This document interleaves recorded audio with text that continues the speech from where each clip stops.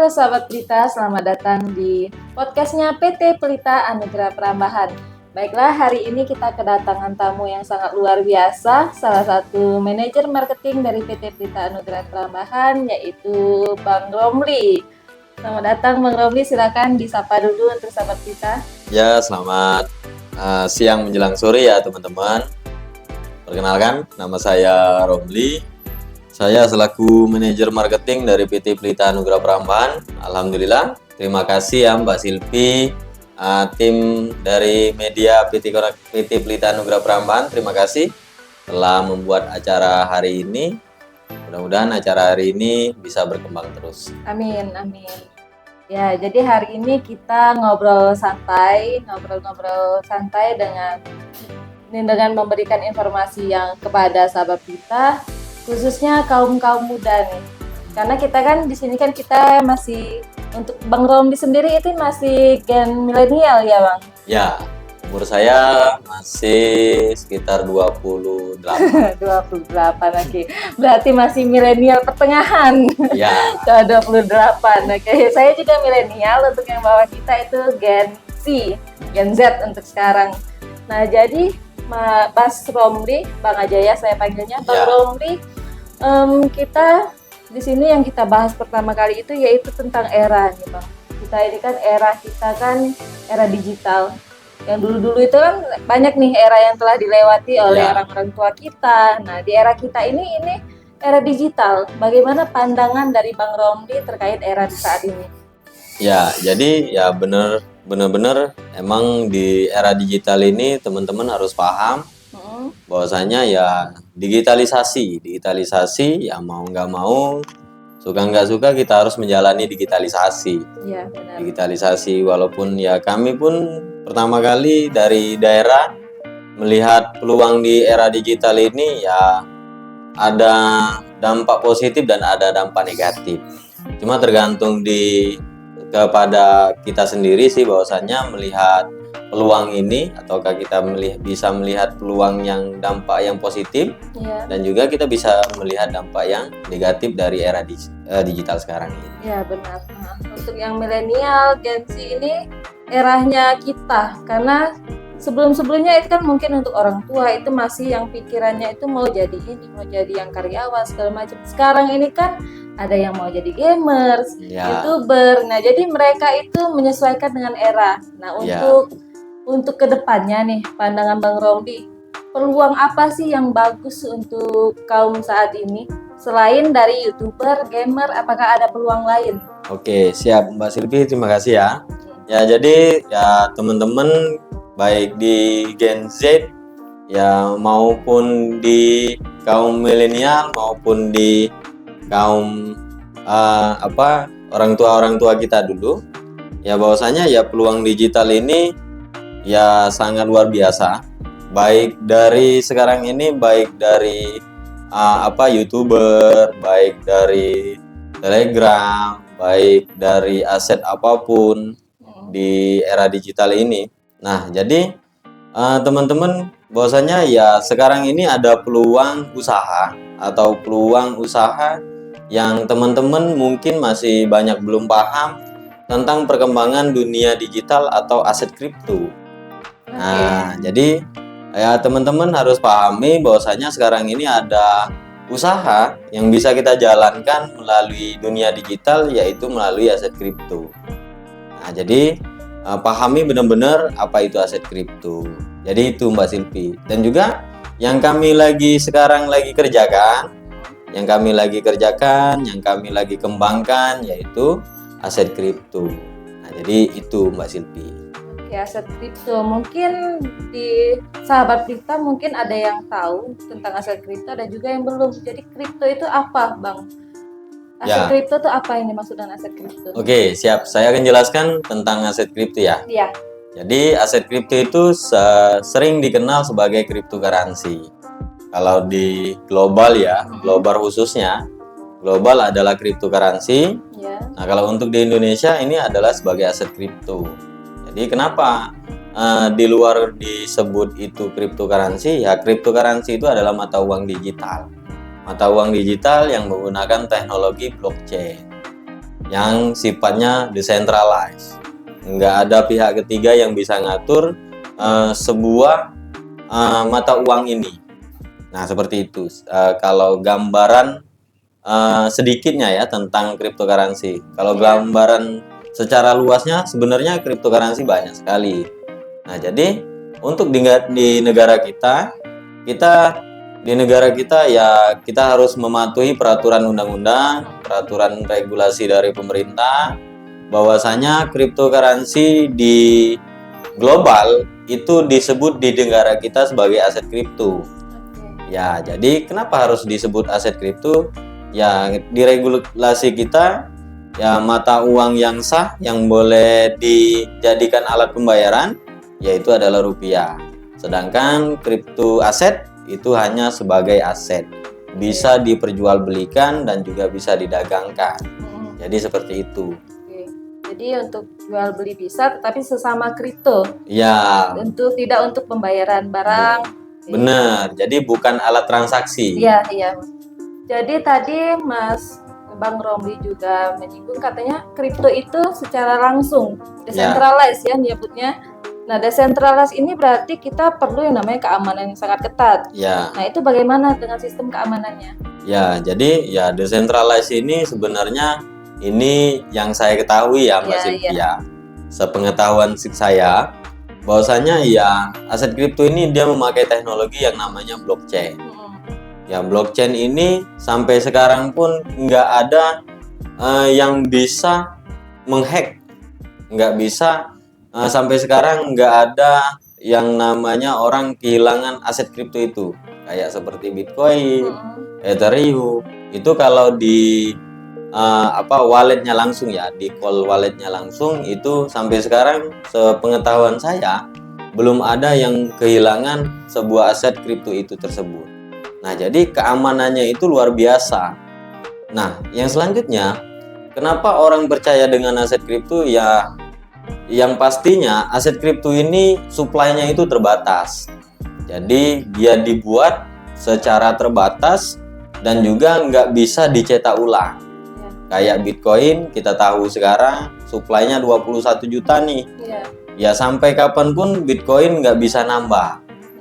Dia sampai kapanpun itu hanya 21 juta dan juga nggak bisa nambah lagi. Itu aset kripto. Nah, jadi itulah sebenarnya orang ketertarikan di aset kripto. Yang pertama decentralized, nggak ada pihak ketiga yang bisa ngatur.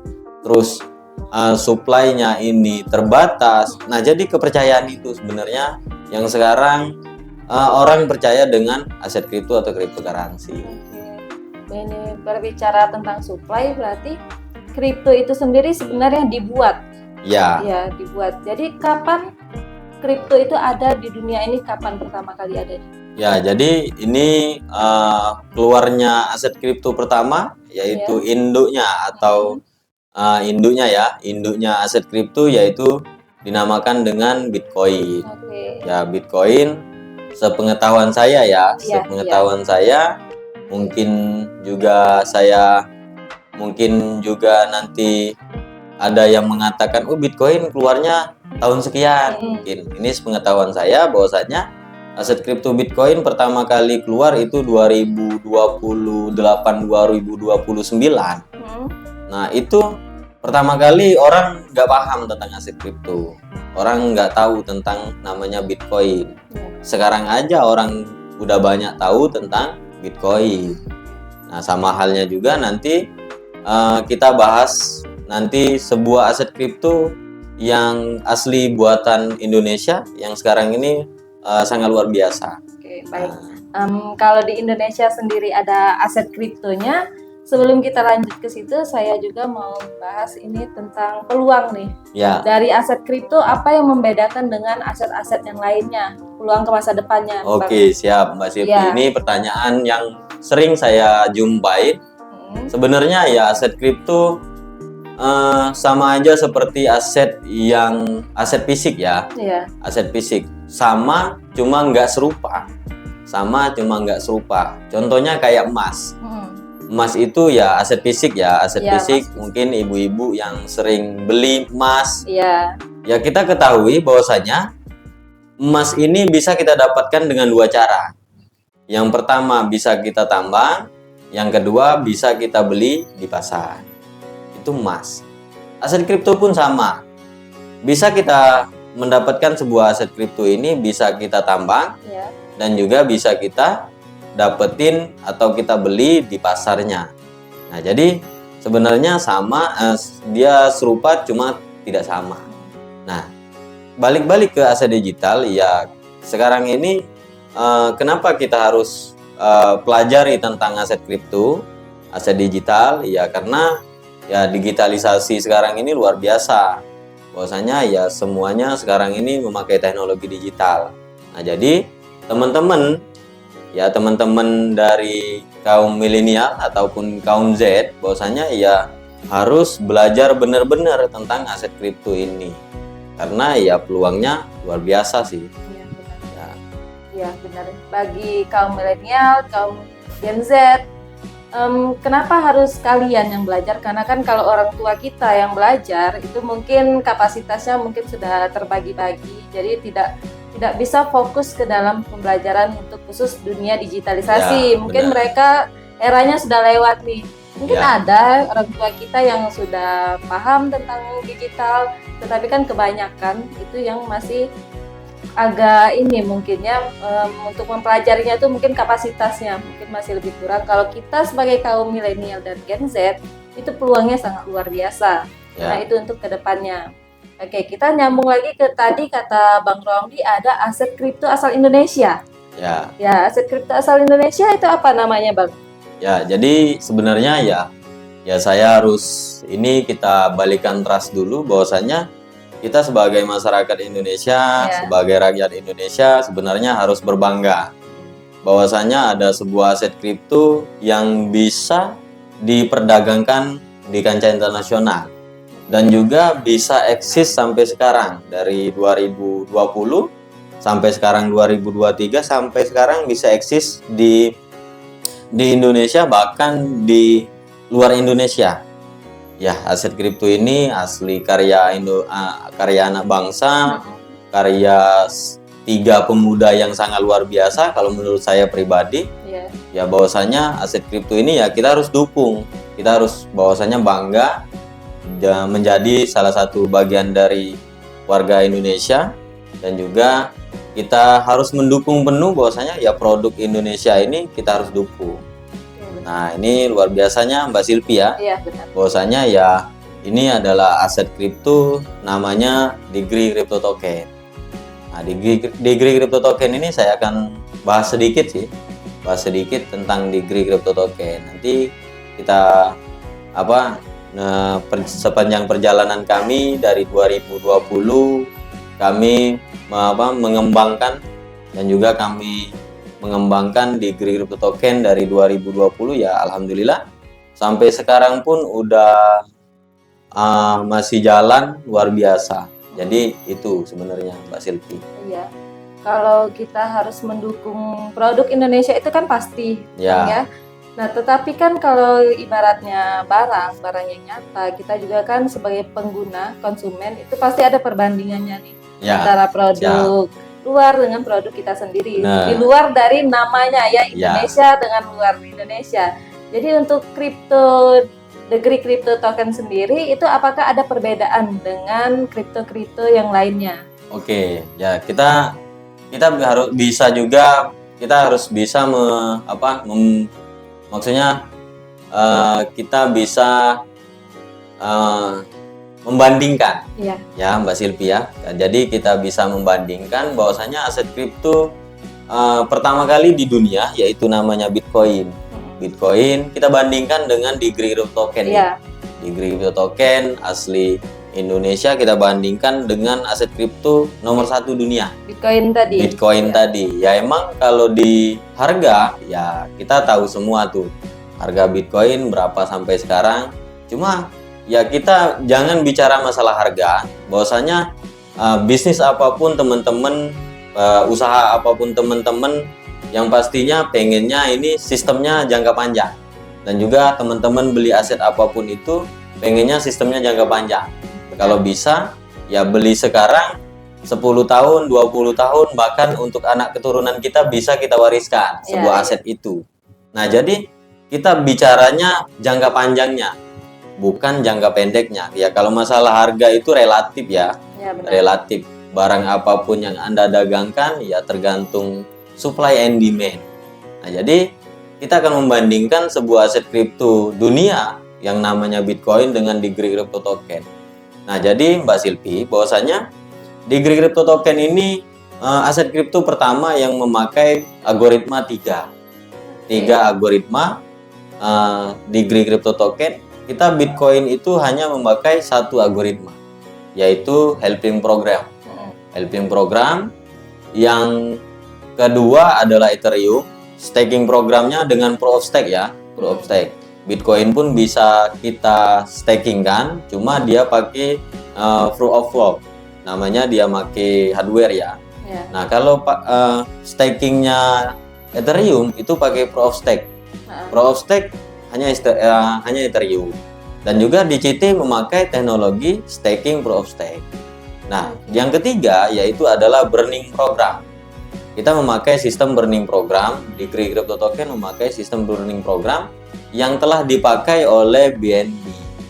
Itu aset kripto yang nomor 3 dunia tuh, Bitcoin, Ethereum, sama BNB. Jadi Degree Crypto Token ini dia menggabungkan nih antara 3 kripto dunia yang sudah top kripto. Jadi Degree Crypto Token hadir dengan penggabungan nih. Penggabungan algoritmanya. Oke. Benar jadi, sekali Mbak Silvi. Ya, jadi itu luar biasanya ya dari kripto Indonesia. Jadi untuk kaum milenial ataupun Gen Z itu jangan ragu untuk bersaing nih. Kripto kita ini berarti mampu bersaing ke dunia internasional dengan kripto-kripto yang sebelumnya sudah lama. Benar. Jadi seperti itu. Jadi benar emang bahwasanya saya jelaskan di awal tadi ya, kita harus bangga. Kita harus bangga bahwasanya ini asli buat Indonesia yang bisa mengalahkan aset kripto dunia. Kalau sistem algoritma ya. Kalau sistem algoritma ya, yang pastinya sampai sekarang pun ya kita ketahui nomor 1 dunia yaitu adalah Bitcoin. Karena ya kakek moyangnya aset kripto adalah Bitcoin. Ya, benar. Oke, jadi untuk kedepannya nih pandangan dari Bang Romli, apakah ini kan kalau secara algoritma kita sudah mampu bersaing. Ya. Nah, bagaimana soal terkait misalnya harga? Seperti Bitcoin tadi kan, Bitcoin, Ethereum, BNB. Itu selisihnya apakah dekat selisih jarak harganya atau jauh? Siap Mbak Silvia. Iya. Saya akan jelaskan dulu kita ini perkembangan ke depan. Iya, perkembangannya. Jadi bahwasanya ya perkembangan Degree Crypto Token ya luar biasa Mbak Silvi. Perkembangan Degree Crypto Token sangat luar biasa. Ya Degree Crypto Token mempunyai utility yang sangat luar biasa. Untuk dari 2023 ini Degree Crypto Token membuat utility yang bernamakan WIDIS. Ya WIDIS itu adalah platform digital yang menggabungkan Web3 dan juga menggabungkan sistem blockchain. Menggabungkan sistem Web3 dan juga menggabungkan sistem blockchain. Itu adalah WIDIS. Itu luar biasanya. Jadi WIDIS ini tempat belanja, tempat kita bisa beli tiket pesawat, tiket hotel, dan juga bisa UMKM pun bisa jualan di WIDIS itu tersebut. Nah, jadi WIDIS itu apapun keperluan kita bisa kita temukan di aplikasi WIDIS. Itu yang pertama. Dan juga nanti perkembangan 2023, 2024, mudah-mudahan utility dari Degree Crypto Token akan bertambah lagi. Apalagi sekarang ya Degree Crypto Token mempunyai perusahaan yang mengembangkan tentang penambangan Degree Crypto Token, yaitu PT Konakami Digital Indonesia. Nah, dan juga PT Konakami Digital Indonesia dia mengembangkan lagi yang untuk mempromosikan sebuah penambangan, untuk hasil penambangan dari Degree Crypto Token, yaitu kalau nggak salah ada 14 perusahaan mitra dari PT Konakami Digital Indonesia untuk mempromosikan staking dari Degree Crypto Token. Itu jadi perkembangannya luar biasa ya Mbak Silvi. Iya. Ya terkait harga ya saya jelaskan bahwasanya ya harga itu apapun barang yang teman-teman ikutin, yang teman-teman yang teman-teman lagi dagangkan, apapun itu barangnya ya terkait itu supply and demand. Hukum ekonomi itu pasti jalan. Apapun barangnya. Contoh kayak emas aja ya semakin banyak supply akan supply-nya banyak, demand-nya sedikit, ya harganya akan turun. Dan juga sebaliknya, jadi seperti itu. Sama aja seperti cryptocurrency, sama. Itulah dia menggunakan algoritma. Kayaknya kayak Bitcoin nih, Bitcoin 2024 nanti akan ada halving program. Itu adalah pengurangan yang akan beredar di pasar. Dan juga pengurangan yang keluar block rewardnya dari sistem itu akan berkurang. Sama aja seperti di crypto token. Jadi itu sebenarnya Mbak Silvi. Iya, tadi juga Bang Robi tadi sudah sempat menyampaikan itu tentang penambangan dari crypto token.